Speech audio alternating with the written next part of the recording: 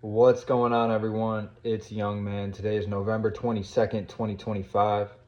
Today we're going to be talking about Bitcoin, Metaplanet, and strategy, the three things that we've been talking about and will continue to talk about. I appreciate you clicking on the video. And I quickly just want to discuss what's going on right now with Bitcoin within the Bitcoin community and just in general, the general attitude and narrative surrounding Bitcoin. Basically, it's extreme fear, uncertainty, and doubt. People are panicked. People are worried. People are wondering about the future of Bitcoin. And to me, it's pretty clear that a lot of this is engineered to be this way. They don't want retail to be owning Bitcoin. They don't want me, the service worker in Ohio, to be buying as much Bitcoin as I can and to have long-term conviction. They want to shake me out because they want my Bitcoin.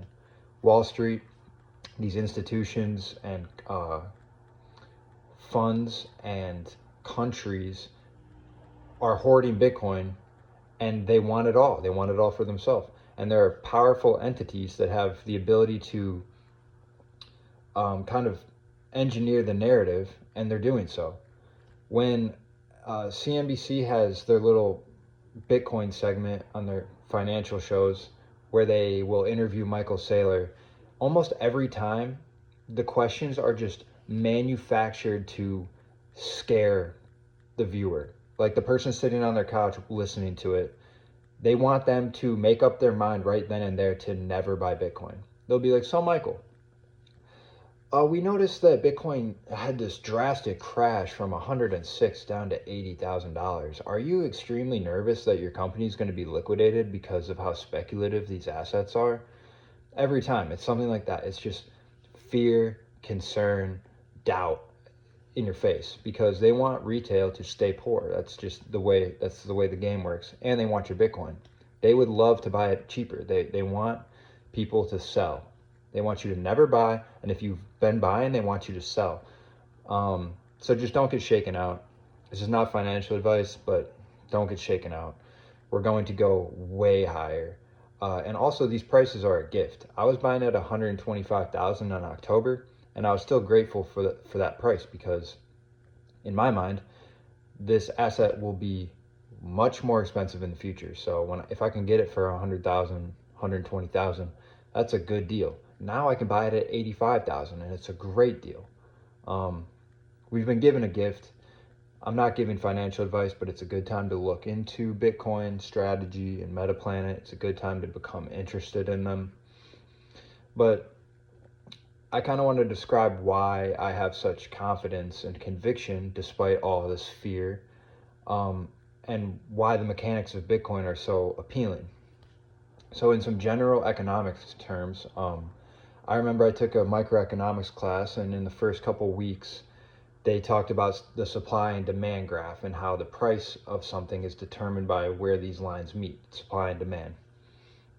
And the teacher used a great example.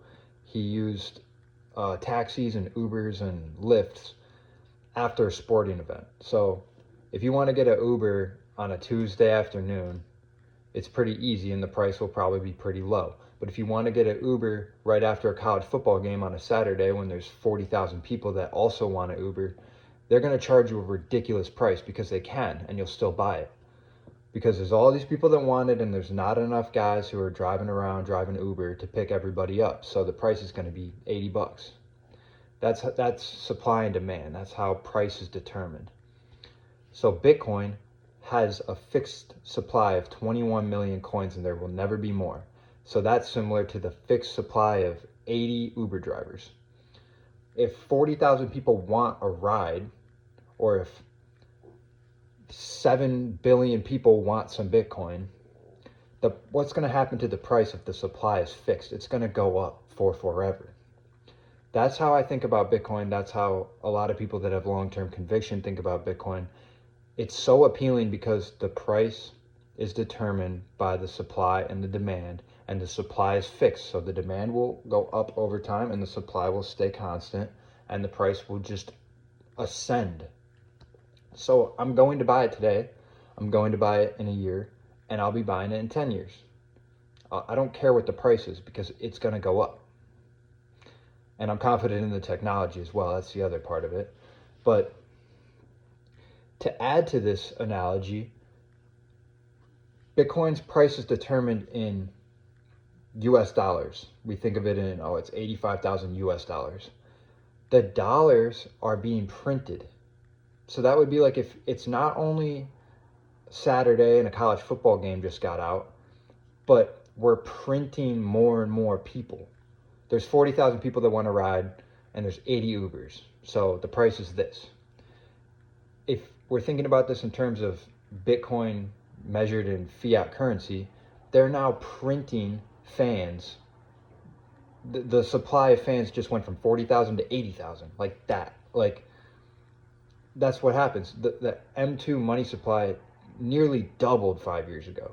And it's going to do that again. They're going to print. They just announced stimulus packages in the USA, stimulus packages in Japan, which is obviously great for Bitcoin, great for Metaplanet, and great for strategy because more money will be circulating and it will find its way to the hard assets like Bitcoin and like these companies that hoard Bitcoin. But just think about how we're measuring Bitcoin in something that just appears more and more and more and more of it. They'll just print more and print more. And so you don't want to be holding on to the thing that they're printing. You want to be holding on to the thing that they can't print that is valued in the thing that they're printing. This is usually the thing that gets people to, the click happens with Bitcoin when they realize that there's no other way to store your time and energy and labor without it being debased and without your time and energy and labor just being diluted away into nothing. But if there's something that's fixed, then you're safe from that process and you'll actually be benefited from that process. That's why so many people like gold. Wealthy families will own gold because you can't print more gold. The thing about gold, though, is that one, you don't really know if you own the gold if you're just buying it on your computer, like if you truly own it. Two, they can mine more gold, so the supply does expand. The supply does not expand for Bitcoin, and it never will. And this is not financial advice, but I recommend you look into that because sooner or later you're going to want to protect yourself from the inflation and the debasement and the debt spiral that is occurring right now. And I recommend you do it sooner than later because it only gets worse. It's asymptotic. It's not linear. So I hope the analogy with the Ubers helps if you don't really understand why people like me are so convicted in owning Bitcoin. But in other news, strategy, same thing with Bitcoin. Fear, uncertainty, and doubt. There's basically hit pieces being written about MSTR stock to shake you out of it. Don't be shaken out of your MSTR stock. If you own MSTR, even if you bought it $400, do not be shaken out. Hold on, because it's going to go up, and it'll likely continue to go up for the rest of my lifetime. But same thing with Metaplanet. Metaplanet's a steal right now. It costs less than a cup of coffee. You can get some shares. I'm not a financial advisor, so please don't sue me. I'm not giving financial advice. I'm just talking about some things that are happening right now, and they're interesting. And Metaplanet also just announced their first fixed income product. It's called Mercury, and it gives a 4.9% dividend, similar to MSTR's STRK. But it's pretty interesting because when Metaplanet's common stock gets to 1,000 yen, if you own this Mercury product, you have the option to convert it to common stock.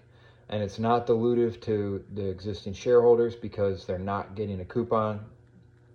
They're paying a premium, and they won't be able to convert it until we're at 1,000 yen. So it's basically like people buying in at 1,000 yen. It's not dilutive to the existing shareholders. And even if it was, they're going to buy Bitcoin with it. So if you own Metaplanet, you're going to win as a result of these products. They haven't announced the other one yet. There's going to be one called Mars. It's pretty interesting. They're going with the planet names, which I think is cool. But exciting for Metaplanet. like I said earlier, Japan's doing stimulus packages. They're printing yen like there's no tomorrow. Literally, like there's no tomorrow. Like if you own yen, they're not considering your tomorrow. They're not considering your future. USA is about to do the same thing. They're gonna just keep printing. The government's been shut down, so there's no numbers, no job numbers, no. They're just kind of like memory holing October. Um, Can't say I'm surprised, but I expect to see expansion of the money supply. So I expect to see that money flowing into assets and institutions and stocks. So it's a good time to become interested in this type of thing, even if you don't have much money. One of my regrets in my uh, financial life, I guess I could say, is I had a friend recommending I look into Bitcoin, and I would say like, oh, yeah, I believe you. It's probably pretty cool. I'll look into it once I have enough money to start investing, because I didn't believe I had enough money to start investing. Then I realized that you don't have to buy a whole coin. You don't have to buy a half a coin. You can just buy $20 a week of these assets, and you're better off because you're getting in early. You want to get in early. It doesn't matter what your situation is. Instead of saving in a bank account, I recommend you save in a hard asset. That's just